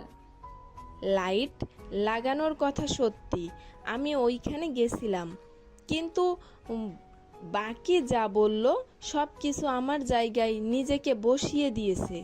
নদীর আগে আয়নের মাথার ফুলদানি দিয়ে বাড়ি মেরে রেখে বলল, কেন এমন করলি? আমাকে তো তুই বলতে পারতি। লুচ্চা কোথাকার, তুই আমার চোখের সামনে থেকে যা, তোকে দেখে আমার ঘৃণা আসছে। নদী কান্না করতে করতে আবার মারতে যাবে। তুলি সাথে সাথে হাত ধরে সরিয়ে দিয়ে আয়নকে ধরে ওর ওড়না দিয়ে মাথায় বেঁধে দিল। আয়ন কান্না করতে করতে বলল, নদী, আমি কিছু করি নাই। নদী, আমাকে বিশ্বাস করো, আমি আল্লাহর কসম করে বলছি আমি কিছু করি নাই। প্লিজ আমাকে বিশ্বাস করো। তোকে বিশ্বাস কখনোই না। আমি অনেকবার তোকে রাইসের দিকে তাকিয়ে থাকতে দেখেছি। তোর আগে থেকে রাইসের উপরে নজর ছিল। আমার ধারণা ভুল ছিল না, সঠিক ছিল। ছি। হ্যাঁ আপু, আমি ভাবছিলাম ছোট বোন হিসেবে হয়তো দেখে তাই তাকিয়ে থাকতো। কে জানতো তার মানে এইসব চলছে। রাইসার কথা শুনে তুলি নিচের রাগ কন্ট্রোল করতে পারল না। তুলি ঠাস ঠাস করে রাইসাকে থাপ্পড় মেরে বলল, আর একটা নোংরা কথা আয়ানের নামে বললে আমি তো জিব্বা টেনে ছিঁড়ে ফেলবো। তুই ওই ছেলের জন্য রাইসাকে মারলি? তুই নিজে তো কতবার বলেছিস ওই খারাপ ছেলে। হ্যাঁ বলছি ওই খারাপ ছেলে, তার মানে এই না যে ওই লুচ্চামি বদমাইশ। ওকে আমি অনেক ভালো করে চিনি। আমি ওকে সহ্য করতে পারি না, কিছু কারণ আছে যার কারণে ওর সাথে ঝামেলা করি। এর মানে এই না যে ওর নামে মিথ্যা অভিযোগ করবে আর আমি সেটা বিশ্বাস করব। তুই বিশ্বাস কর আর না কর, আমরা নিজের চোখে দেখেছি। কি দেখছো? হ্যাঁ কি দেখছো? রাইসিকে ওই ধরেছে? না। তাহলে কিভাবে বলল যে ওই ওর সাথে নোংরামি করেছে? শোন রাইসা, তোর যে ওর উপরে নজর আমি খুব ভালো করে জানি। ওর সাথে যত নোংরামি করে ওকে পাবো ভেবে থাকলে জীবনে বড় ভুল করবি। ওকে যদি হাজারটা সুন্দরী মেয়ের মাঝে ছেড়ে দেয়, ওই তার ভিতরে আমাকে খুঁজে নেবে। আমি ওর সাথে এক রুমে থেকেছি, আমার রুমমেট ছিল ওই। লন্ডনে ওই আর আমি একই রুমে একই বাসে থাকতাম। ওর চরিত্র কেমন আমার থেকে কেউ ভালো জানে না। ওই এখানে এসেছে আমার জন্য, আমাকে জ্বালানোর জন্য। জ্বালানো বলতে এই না যে ওই আমার দিকে খারাপ নজরে তাকাবে বা আমার শরীরে হাত দেবে। ওর সাথে আমার রিলেশন 3 বছরের ছিল, বুঝতে পারছিস? তুলির কথা শুনে সবাই থমকে গেল, বিশেষ করে নদী অপলক দৃষ্টিতে তাকিয়ে থাকলো। রাইসা কিছু বলতে যাবে ওকে থামিয়ে দিয়ে তুলি বলল, আমি ওর গার্লফ্রেন্ড হওয়ার সত্ত্বেও, একই ঘরে থাকার শর্তে ও আমাকে স্পর্শ করে নাই। আর তোকে চেনে না জানে না ভালো করে, আর তোকে রেপ করতে আসবে? ওর খেয়ে কাজ নেই? তোর কাছে যাওয়া লাগবে? ওর পিছনে হাজারো সুন্দরী মেয়ে ঘোরে, আর সেখানে এসেছে ওর মতো মেয়েকে নাকি রেপ করতে আসবে, তাও আবার মান সম্মান নষ্ট করার জন্য। 3 বছর ধরে ওকে চিনি, ও মেয়েদের সম্মান করতে জানে। এত ভালো তো তাকে বিয়ে না করে অন্য একজনকে কেন বিয়ে করছো? তুলি রাইসার কথা শুনে থমকে গেল। তুলি রাগ গলে পানি হয়ে গেল। তুলি আয়নের দিকে তাকালো। আয়ন বলে উঠল, তুলি, আমার তোমার উপরে কোনো রাগ অভিমান কোনোটাই নাই। আমি কখনোই ভাবতে পারি নাই তুমি আমাকে বিশ্বাস করবে। আমি তোমাকে ঠকিয়েছি, তোমার সাথে খারাপ ব্যবহার করি ঠিকই, বাট এটা তো মিথ্যে না। আমি 100% গ্যারান্টি দিয়ে বলতে পারি তুমি কখনো কোনো নারীকে অসম্মান করতে পারো না। তোমাকে মিথ্যা অভিযোগ দেবে আর আমি সেটা বিশ্বাস করব, এটা কখনোই সম্ভব না। তোমার সাথে আমার ব্যক্তিগত ঝামেলা, তাই বলে আমি তোমার বিপদের সময় পাশে থাকবো না এটা ভেবো না। ওয়েট, আব্বু তুমি না সিসি ক্যামেরা লাগিয়ে রেখেছো ডাইনিং রুমে? তুলি দৌড়ে গেল। রাইসা ভয় পেয়ে গেল। তুলি ওর আব্বুর ল্যাপটপ নিয়ে আসলো। ভিডিও চেক করতে রাইসা বাধা দিতে লাগলো। তুলি ধাক্কা দিয়ে সরিয়ে দিয়ে ভিডিওটা দেখে সবাই হতভম্ব হয়ে গেল। নদীর আপু আগে রাইসার গালে সজোরে থাপ্পড় মারল। নদীর আপু লজ্জায় ঘৃণায় বলল, ছি, তুমি এত নিচে নামতে গেছো? তুমি এখন এই বাসা থেকে বের হয়ে যাও। একটাই মেয়ে হয়ে কিভাবে এতটা ছেলের সাথে এমন জঘন্য কাজ করতে পারো? সব সময় শুধু ছেলেদের দোষ হয়। ছি, তোমাকে আমার ভাগ্নি বলতেও ঘৃণা হচ্ছে, বের হয়ে যাও। তোমাকে যেন কখনো এই বাসায় আশেপাশে না দেখি। রাইসা কিছু বলতে গেলে তুলি থাপ্পড় মেরে দিয়ে বলল, বের হয়ে যায় এখান থেকে। রাইসাকে বের করে দিয়ে তুলি দরজা লাগিয়ে যেই ঘুরতে যাবে, আইন তুলির পায়ের কাছে বসে কান্না করতে করতে বলল, তুলি, আমাকে ক্ষমা করে দিও। আমি তোমার উপরে রাগ করে তোমাকে জ্বালানোর জন্য একটা কাজ করে ফেলছি। তুলি, আমি তোমাকে অনেক ভালোবাসতাম। তুমি আমাকে ধোঁকা দেওয়ার পর আমার অনেক কষ্ট হচ্ছিল। আমি দেশে এসেছি তোমার আশেপাশে থাকার জন্য, তোমাকে দেখার জন্য। তোমাকে দেখার জন্য তোমাদের ভার্সিটিতে ভর্তি হয়েছি। কিন্তু আমি তোমাকে দেখিয়ে দিতে চাইছিলাম আমি একজন ভালো হাজব্যান্ড হতে পারি। তুমি আমাকে ছেড়ে দিয়ে ভুল করছো, সেটার জন্য আমি তোমার মেজ বোনকে জোর করে বিয়ে করছি। আয়নের কথা শুনে সবাই থমকে গেল, নদীর দিকে তাকালো। আয়নের কথা শুনে নদীর আম্মু বলে উঠল, হোয়াট, তুই নদীকে বিয়ে করছস মানে? নদী এসব কি? আম্মু, আমার কথাটা শোনো। রূপা নদীর গালে থাপ্পড় মারল, আরেকটা মারবে। সাথে সাথে আয়ন নদীর সামনে গিয়ে দাঁড়িয়ে বলল, ওকে মারবেন না, ওর দোষ নাই। আমি ওকে ব্ল্যাকমেইল করে বিয়ে করেছি। উনি আপনাদের অনেক ভয় পায়, উনি বিয়ে করবে না। আমি ওনাকে অনেক ভয় দেখিয়ে বিয়ে করি। আর আমি শুধু এই বাড়ির জামাই হওয়ার জন্য এমন করছি। অভিনয় করতে চাইছিলাম, বাট আমি নদীকে অনেক ভালোবাসি। নদী বিয়ে প্রকাশ করতে না করছিল, বাট আমি করে দিলাম, কারণ আমি আর এই গোপনীয়তা রাখতে পারছি না। আমি আমার স্ত্রীকে নিয়ে ভালো থাকতে চাই। যদি নদী আমাকে বিশ্বাস করে আমার হাত ধরে, তাহলে আমি নদীকে আমার মৃত্যুর আগ পর্যন্ত চাই। আমি চাই না তুমি আমাকে ধোঁকা দিয়েছো। তুমি আমার ছোট বোনের উপরে প্রতিশোধ নিতে গিয়ে আমাকে বিয়ে করেছো। তুমি একটা প্রতারক, তোমাকে আমি ঘৃণা করি। তুমি আমার চোখের সামনে থেকে চলে যাও। I hate you Ayaan. আমি তোমাকে ঘৃণা করি। কোনো প্রতারককে আমি আমার স্বামী হিসেবে চাই না। আমি তোমাকে ঘৃণা করি আয়ান। তুমি আমাকে এই মুহূর্তে তালাক দিয়ে চলে যাবে। নদী, আমি মানছি আমি তোমার সাথে অন্যায় করছি। I really love you. I hate you Ayaan. আমি তোমাকে ঘৃণা করি। কোনো প্রতারককে আমি আমার স্বামী হিসেবে চাই না। আমি তোমাকে ঘৃণা করি আয়ান। তুমি আমাকে এই মুহূর্তে তালাক দিয়ে চলে যাবে। সম্ভব না, আমি তোমাকে ভালোবাসি। আমি তোমাকে বিয়ে করছি, আমি তোমাকে কখনোই তালাক দিব না। আমি জানি তুমি আমাকে ভালোবাসো, কিন্তু আমার প্রতি তোমার কোনো বিশ্বাস নাই, যেটা কিছুক্ষণ আগেও দেখতে পাইছি। হ্যাঁ, নাই। আমার বিশ্বাস তোমার প্রতি। তোমাকে আমি ঘেন্না করি। চলে যাও এখান থেকে। নদী আয়নকে ধাক্কা দিয়ে বের করে দিল। আয়ন দরজা ধাক্কালে নদী বলে উঠল, আমার সাথে যদি যোগাযোগ করার চেষ্টা করো, আমার মরা মুখ দেখবে। ছি, ভাবতেও ঘৃণা লাগছে। ছোট বোনের বয়ফ্রেন্ড নাকি আমার হাজবেন্ড। ছি, নিজের প্রতি ঘৃণা হচ্ছে।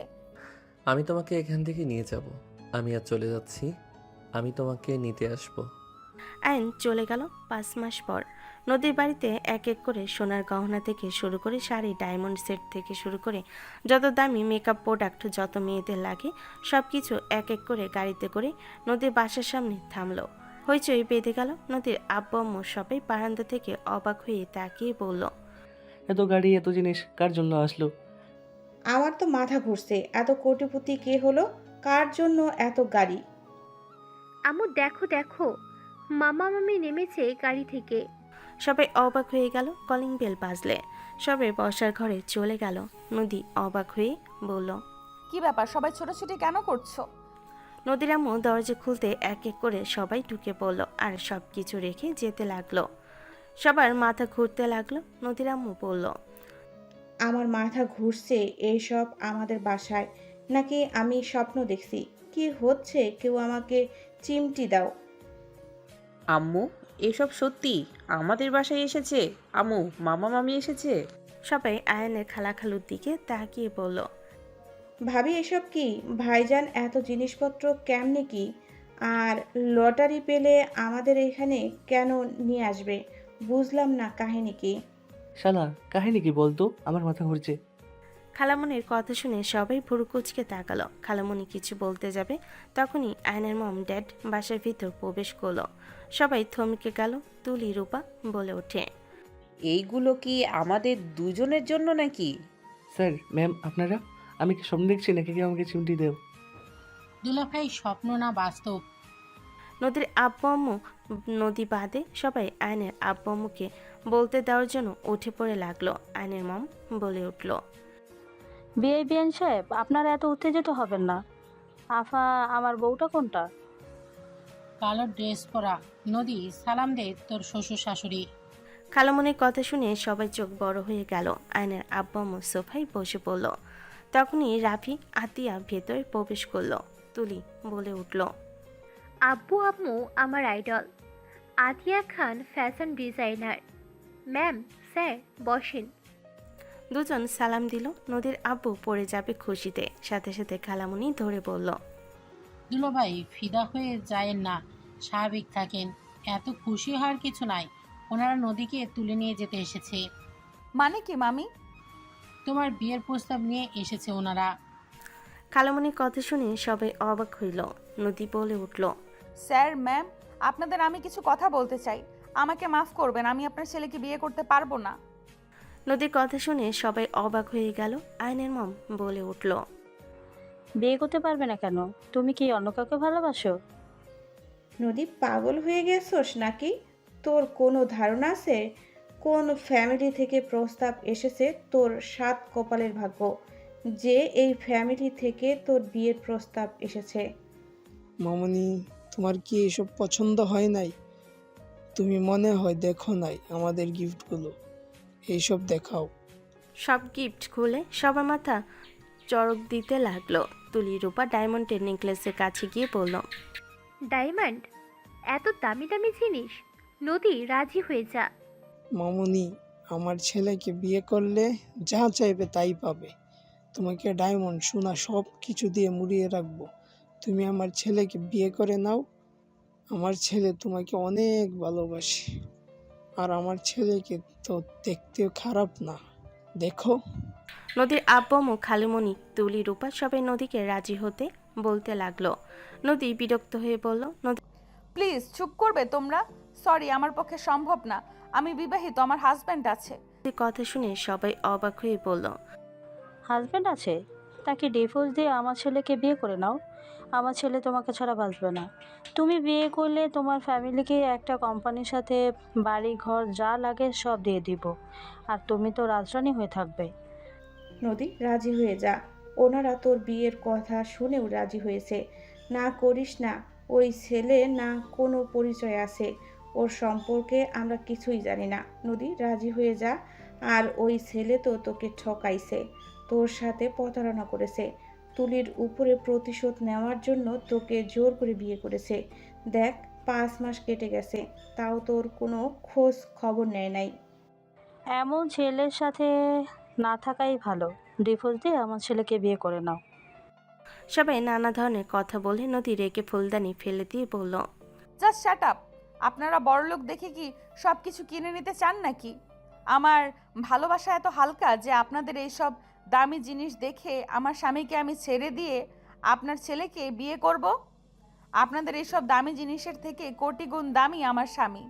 হ্যাঁ, মানছি আমার স্বামীর উপরে আমি রাগ করছি, তাই যোগাযোগ করছি না, আসতে না করছি। আমি জানি ওই একদিন ঠিক আমার কাছে আসবে। আমার ওর প্রতি এইটুকু বিশ্বাস আছে। আপনারা এইসব নিয়ে চলে যান। অন্য কাউকে কিনতে পারবেন না। অন্য কাউকে কিনতে পারবেন, আমাকে না। আমার কাছে আমার স্বামী দামি, আর কোনো কিছু না। ওই গরিব বা মধ্যবিত্ত হইতে পারে, ওই আপনাদের মতো আমাকে দামি জিনিস কিনে দিতে পারবে না, কিন্তু ওই আমাকে যে ভালোবাসা দেয় তা এইসব দিয়ে কিনতেও পারবেন না। নদী কথাগুলো বলে চলে যেতে নিলে আয়ন বাসার ভিতর প্রবেশ করে বলল, নদী। আয়নের কণ্ঠ শুনে সবাই দরজার দিকে তাকালো। নদী আয়নের কণ্ঠ শুনে পেছনে ঘুরে দৌড়ে গিয়ে আয়নকে জড়িয়ে ধরে হাওমাও করে কান্না করতে করতে বলল, স্টুপিড পোলা, আমি তোর উপরে রাগ করে কথাগুলো বলেছিলাম। আমার কষ্ট হচ্ছিল তাই তোকে আসতে না করেছি। তাই বলে তুই আমার কোনো খোঁজ খবর নিবি না? কুত্তার বাচ্চা একটা। নদীর কথা শুনে আয়নের মম ডেট বিষম খেলো। আতিয়া রাফি খালামণি হাসতে লাগলো। আর নদীর কথা শুনে বলল, আমি কুত্তার বাচ্চা হইলে কুত্তাদের বৌমা কিন্তু তুমি। আয়নের কথা শুনে নদী রেখে ওর বুকে মারতে মারতে বলল, চুপ কর। আমার শ্বশুর শাশুড়ি ভালো, তুই কুত্তা, তুই বিড়াল। যাক বাবা, আমি কি বললাম? তুমি তো বললে কুত্তার বাচ্চা। আমি কথার কথা বলছি, তুই আসলে কুত্তার সাথে বিড়ালও। সবাই হাসতে লাগলো। আয়নের ড্যাড বলল, যাক বৌমা, কথার কথা বলছে, আমি তাহলে কুত্তা না। ড্যাডের কথা শুনে আতিয়া রাফি খালামণি জোরে জোরে হাসতে লাগলো। নদী বলে উঠল, সরি, আপনাকে আমি কেন বলবো? আমি কথায় কথায় আমার হাজবেন্ডকে গালি দিয়েছি, আর উনি আমার হাজবেন্ড। আপনারা আসতে পারেন। ওনারা কে? আয়নের কথা শুনে 5 জন ভুরু কুচকে তাকালো। তুলি বলে উঠল, চিনোস না নাকি? ওদের নিউজ সব সময় পাওয়া যায়, ম্যাগাজিনে দেখা যায়, আর ওই চেনে না। এখানে কি আপনাদের কি চান? ওনার 3 নম্বর মেয়েকে নিতে এসেছি। আপনি আমার 3 নম্বর মেয়েকে দিয়ে দেন। আপনাকে সেই ভালোবাসে, এই সব থেকে আপনি তার কাছে দামি। আয়ন নদীকে বাহুতে করে নিয়ে গেল। আয়ন ওর মম ডেটের মধ্যে বসে বলল, আপনাদের ছেলের সাথে বিয়ে করাবেন? নদী, রাজি হয়ে যাও। আয়ান আমাকে রাগাও না, থাপ্পড় কিন্তু মারবো সবার সামনে। অসম্মানিত হওয়ার ইচ্ছা জাগছে নাকি? আরে তুমি রেগে যাচ্ছ কেন? তুমি কি আমাকে বিয়ে করবে না? তোমার সাথে তো বিয়ে হয়েছে, আবার কিসের বিয়ে? ওনার ছেলের সাথে আমার বিয়ে ঠিক করতে এসেছে। উনি তোমার পাত্র না, আমি তোমার পাত্র। উনি তোমার ভাসুর আর ওইটা ননাস। আর এই দুইটা তোমার শ্বশুর শাশুড়ি, মানে আমার মম ড্যাড, বড় ভাইয়া বড় আপু। আয়নের কথা শুনে সবার চোখ বড় বড় হয়ে গেল। তুলি কাঁপা কাঁপা কণ্ঠে বলল, হোয়াট? কি যাতা বলো? যাতা না, মোর এক্স মম ড্যাড। তোমরা বলে দাও আমি কে? কি? আয়ান, তুমি ওনাদের সন্তান? এইটাও তো কেউ জানে না। তুমি আমার কাছে মিথ্যে বলেছিলে। তুই আসলে একটা মিথ্যাবাদী। তুই সব সময় আমাকে মিথ্যা বলে গেছিস। আম্মু দেখেছো, আমি বলছি না ওর কথাবার্তা স্বাভাবিক না? দেখো, এই সত্যি বের হইল বড় লোকের ছেলে, তাও বিলিয়নিয়ার, মার্কিন ডলার মালিকের ছেলে। আরে নদী, রাগ করো না প্লিজ। আয়ন নদীকে ধরলো। নদী আয়নকে বলল, হাত ছাড়ো। তুমি আমাকে প্রতি সেকেন্ডে মিথ্যা বলছো। তোমার সাথে কোনো সম্পর্ক রাখতে চাই না। যে সম্পর্ক প্রথম থেকে মিথ্যা, সেই সম্পর্ক রাখার কোনো ইচ্ছা আমার নেই। আর এই সব দামি জিনিস নিয়ে এসে কি প্রমাণ করছো তুমি? এই সব নিয়ে চলে যাও। নদী কথাগুলো বলে চলে গেল। আয়ন উঠে বলল, মম ড্যাড, আমি একটু আসছি। আয়ন দৌড়ে নদীর রুমের সামনে গেল। নদী দরজা বন্ধ করতে যাবে, সাথে সাথে আয়ন ঠেলে ভিতরে ঢুকে পড়ল। নদী ঠেলে সরিয়ে দিতে যাবে, আয়ন সাথে সাথে নদীর কোমর ধরে টান দিয়ে নিজের সাথে চেপে ধরল। ঠোঁটজোড়া নিজের দখলে নিয়ে নিল। নদীর চোখ বড় বড় হয়ে গেল। আয়ন 2 মিনিট পর ছেড়ে দিল। নদী আবার কিছু বলতে গেলে আয়ন আবার কিস করলে। নদী এক প্রকার কান্না করতে লাগলো। আমাকে প্রথম থেকে তুমি মিথ্যা বলে গেছো। আমার ভেতরে কি চলছে বুঝতে পারছো তুমি? একে তো ছোট বোনের বয়ফ্রেন্ড ছিলে তুমি, সেটা ভাবলে ঘৃণা লাগে। তার উপরে আবার তুমি তোমার নিজের পরিচয় গোপন করে আমাকে বিয়ে করেছো। আমাকে প্রথম থেকে মিথ্যা বলে গেছো। আমার ভালো লাগছে না, আমাকে একা থাকতে দাও। নদী কান্না করলে আয়ন নদীকে বুকের সাথে জড়িয়ে ধরে কোলে তুলে নিয়ে সোফায় বসিয়ে দিয়ে নিচে বসে। নদীর চোখ মুছে দিতে দিতে বলল, আমি তোমার বোনকে ভালোবাসতাম, সেটা ঠিক আছে, বাট আমি তো ওকে কিস ছাড়া আর কিছু করি নাই। সরি, মানে তুলি করছিল কয়েকবার, যা সত্যি তাই বলছি। শুধু ঠোঁট জোড়া ভার্জিন না, তাছাড়া সব কিছু ভার্জিন। আর দ্বিতীয় কথা, তোমাকে সব মিথ্যা বলে গেছি।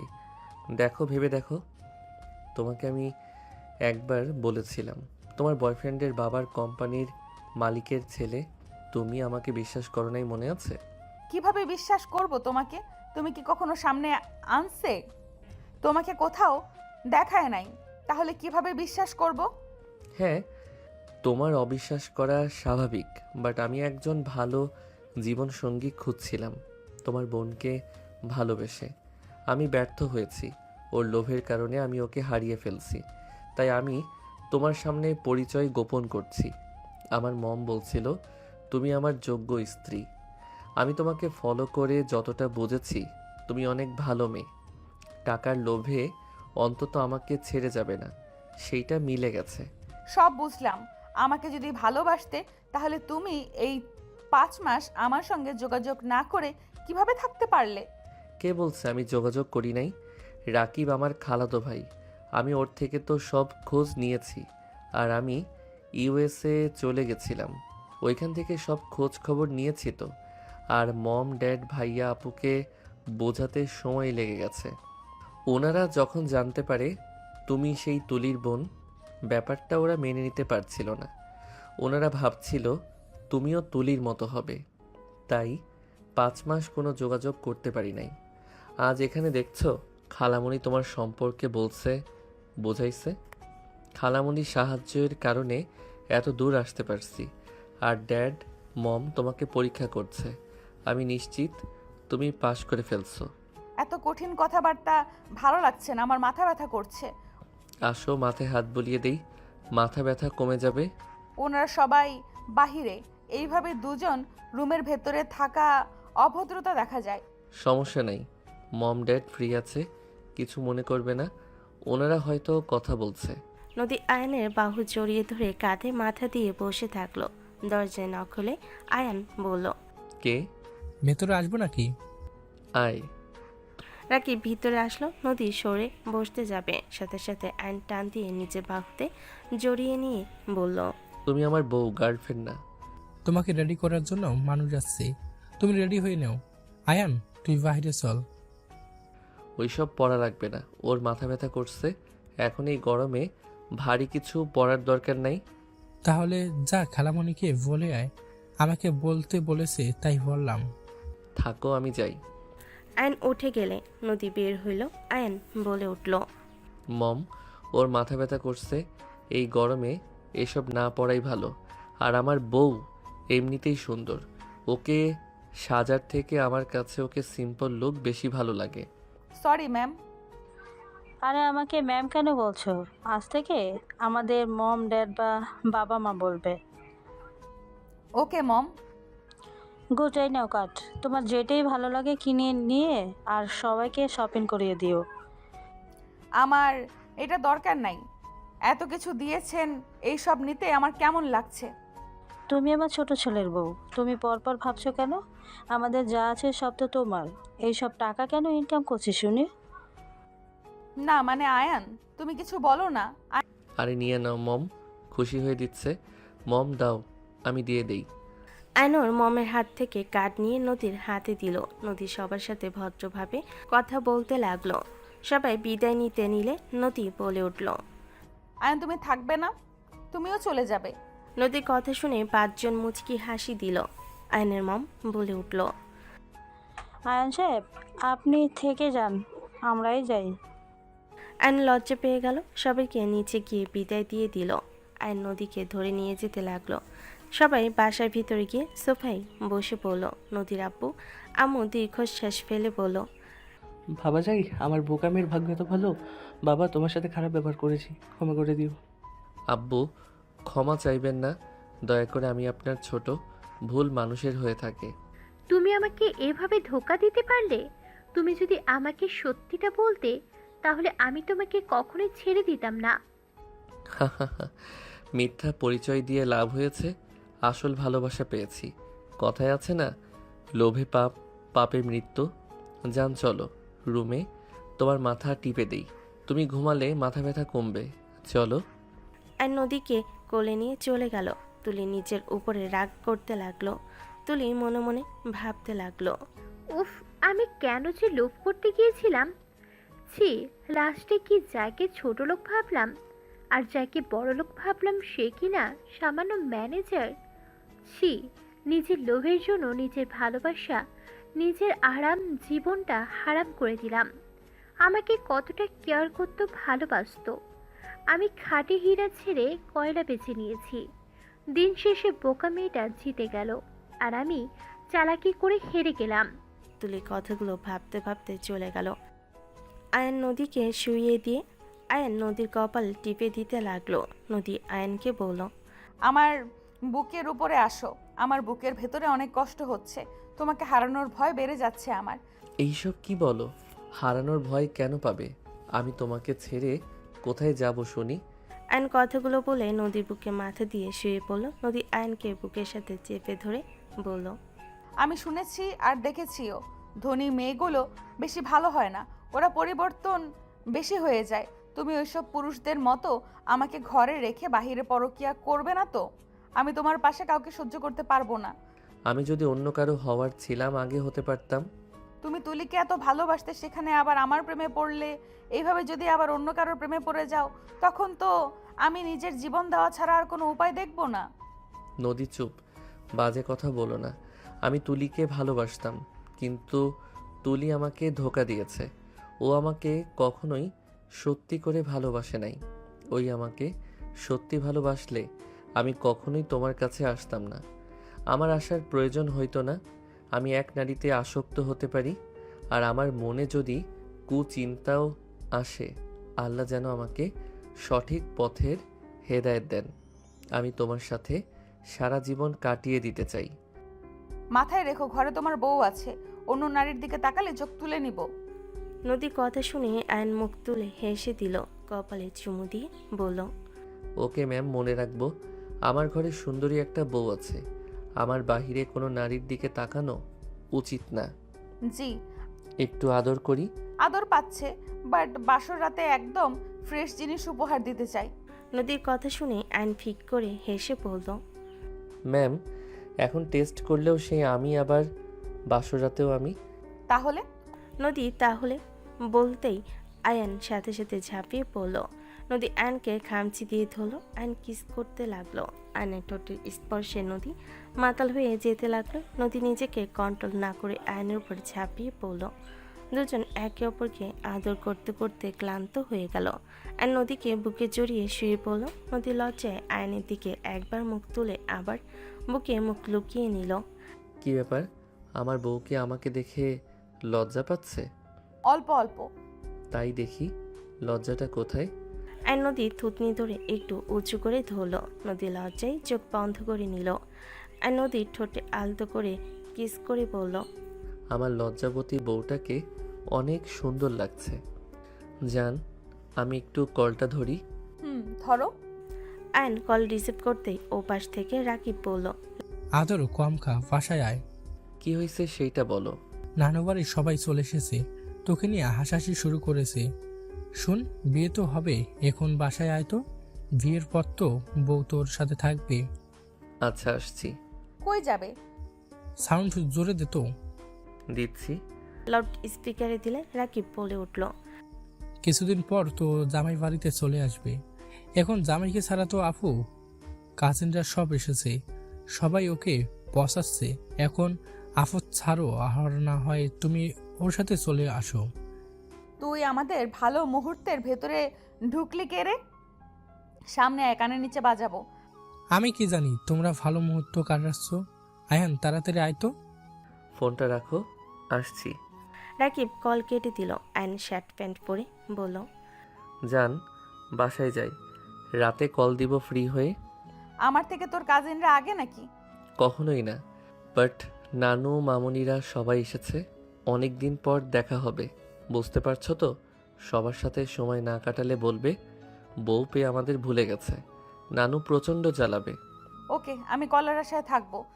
ঠিক আছে, আমি কল বা SMS দিব। আয়ন নদীর ঠোঁটে আলতো করে কিস করলো। নদী পোশাক পরে নিল। আয়ন বের হয়ে গেল।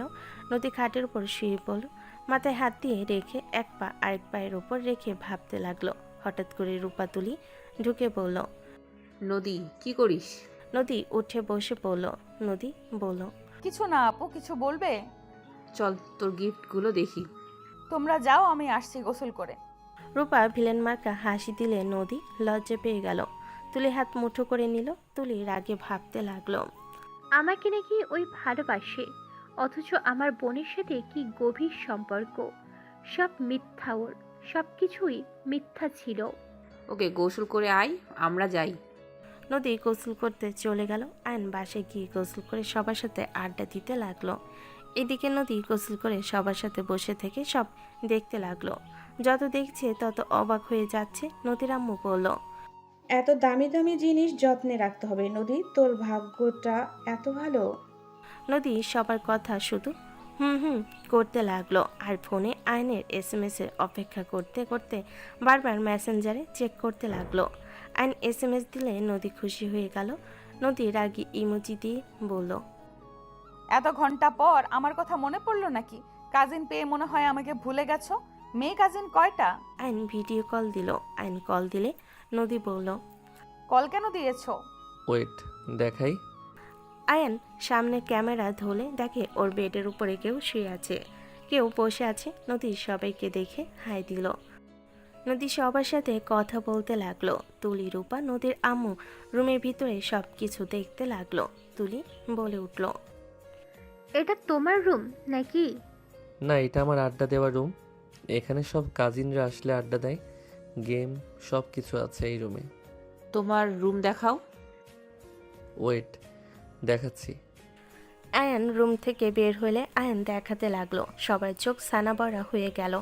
আয়ন ওর রুমে ঢুকলে নদীর আম্মু বলে উঠল, আমাদের পুরো বাসার মতো একটু রুম, এত বিশাল বড় রুম। ওই আর কি, ওই সাইডে কি রাখছো? তোমার শাড়ি গয়না আছে, আর ওই সাইডে জিনিসপত্র আম্মু।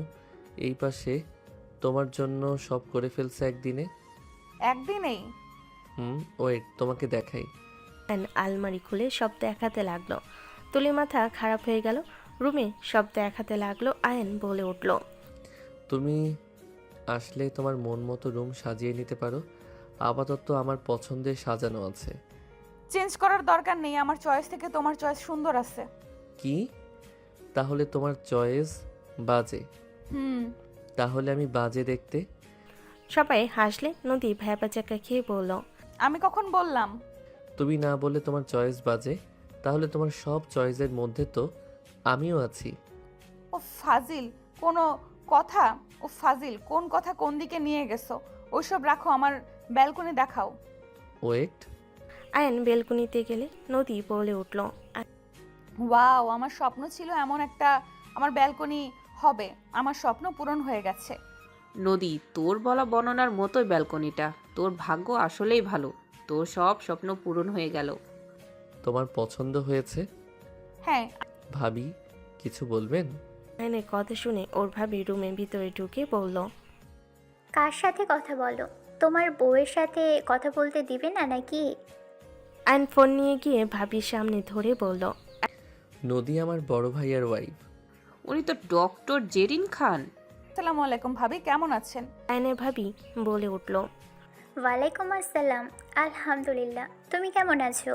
আমার দেবরের সাথে শুধু কথা বলবে? আমাদের সাথে বুঝি কথা বলা যায় না? না মানে ভাবি, আসলে আমার ভয় লাগে, কি দিয়ে কি বলবো। নদীর কথা শুনে ভাবি হেসে দিয়ে বলল, আমারও প্রথম প্রথম এমন ভয় লাগতো। আমি তো আমার ননদকে দেখে ভয় পেতাম। আতিয়া মুখ গম্ভীর টাইপের, আমি ভাবতাম অনেক রাগী। আমি ভয়ে লজ্জায় কথাই বলতাম না। এখন তো সবাইকে চিনি জানি।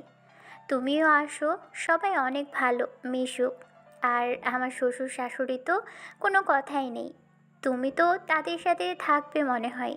তোমার তো আর 1 বছর পড়াশুনো করতে হবে, তারপর তো ইউএসএ চলে আসবে। ইউএসএ যাব? দিবেশ অবাক হইল। ভাবি বলল, থাকো, নানু ডাকে, যাই। আয়নের কাছে ফোন দিল। নদী বলে উঠল, দেশের বাহিরে যাব। আর তুমি আমার কাছে আসলে তো তোমার পরীক্ষা শেষ হইল, আমি তোমাকে নিয়ে দেশে দেশে ট্যুর দিব। আর আমরা তো দেশে থাকি না, সব ইউএসএতে থাকি, জানো তো। আমার জন্ম এখানে, আমার থাকা পড়াশোনা সব ওইখানে। তুমি তাও ভালোই বাংলা বলতে পারো। আমি অনেক ভাষা জানি। রাতে কথা হবে। আয়ন কল কেটে দিল। নদী খুশিতে বলল, আল্লাহ আমার দোয়া এক এক করে সব কবুল করে নিচ্ছে। ঠিক, তোর সকল স্বপ্ন পূরণ হচ্ছে। থাকো, রুমে যাই, ঘুমাবো। নদী ঘুমাতে চলে গেল।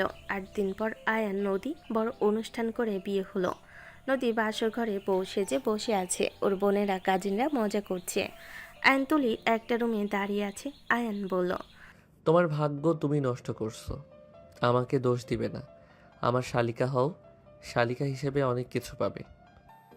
আমি তোমাকে চাই, আমার কোনো কিছুই লাগবে না। আমি তোমাকে ভালোবাসি, আমি তোমাকে ছাড়া বাঁচবো না। তুলি আয়নকে জড়িয়ে ধরতে যাবে, সাথে সাথে আয়ন কপালে হাত দিয়ে সরিয়ে দিয়ে বলল, অতি লোভ করো না, যেটা পাচ্ছ সেটা নিয়ে সুখী থাকো, অল্পতে খুশি থাকা শিখো। লোভ খুব খারাপ জিনিস। তোমার হবু হাজবেন্ড নিচে আছে, তাকে সময় দাও।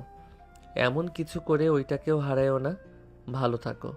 আয়ান চলে গেলে তুলি হাঁটু গেড়ে বসে কান্না করতে লাগলো। আয়ান ভাবতে লাগলো, বলেছিলাম আফসোস করবে, আমার কথা শোনো নাই। আমিও এভাবে কেঁদেছি, তোমার জন্য নিজের জীবন দিতে চাইছি।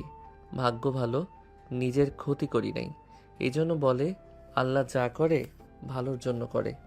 ধৈর্যের ফল সবসময় মিষ্টি হয়। তুমি চলে গেছিলে দেখে আমি আমার লাইফে সৎ জীবন সঙ্গী পেয়েছি। আয়ন মুখে হাসি নিয়ে নিচের রুমের সামনে গেলে সবাই ঘিরে ধরলো। আয়ন ওর ক্রেডিট কার্ড হাতে দিয়ে বলল, একদম ডিস্টার্ব করবে না, এখান থেকে যাও। শালা বউয়ের কাছে যাওয়ার জন্য কি শর্টপট করছে? এই কার্ডে হবে না। আমারটা নিয়ে যা। বাবা, কি মহান ব্যক্তি এসেছে। আয়নের হাত থেকে কার্ড নিয়ে সবাই চলে গেল।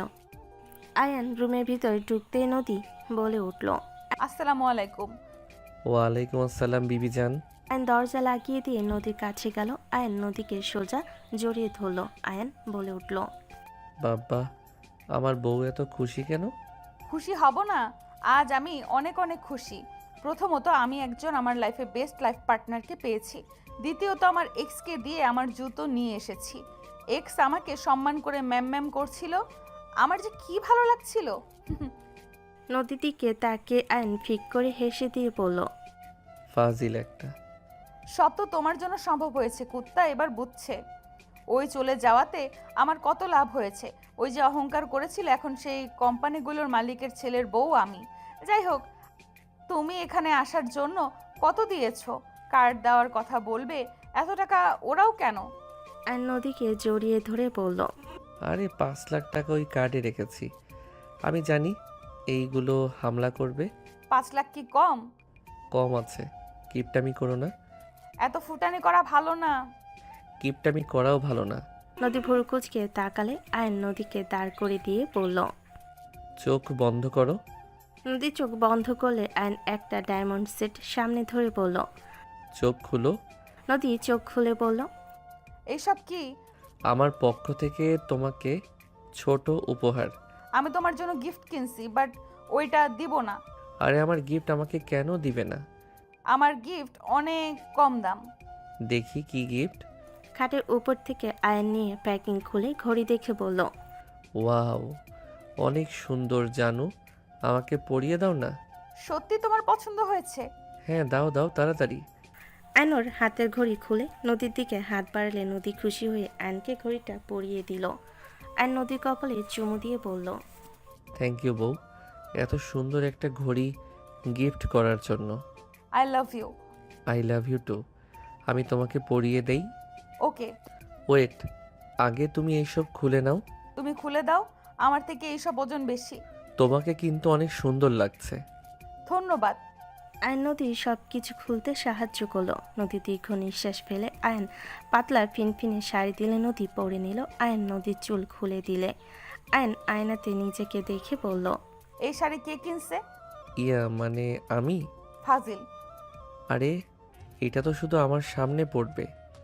আয়ন নেকলেস গলে পরিয়ে দিল, হাতে আংটি পরিয়ে দিল। আয়ন নদীকে কোলে তুলে বারান্দায় নিয়ে গিয়ে হ্যান্ডকিন টেবিলে বসিয়ে দিয়ে বলল, গান শুনবে? গান গাইতে পারো? হ্যাঁ, ওয়েট করো, গিটার নিয়ে আসি।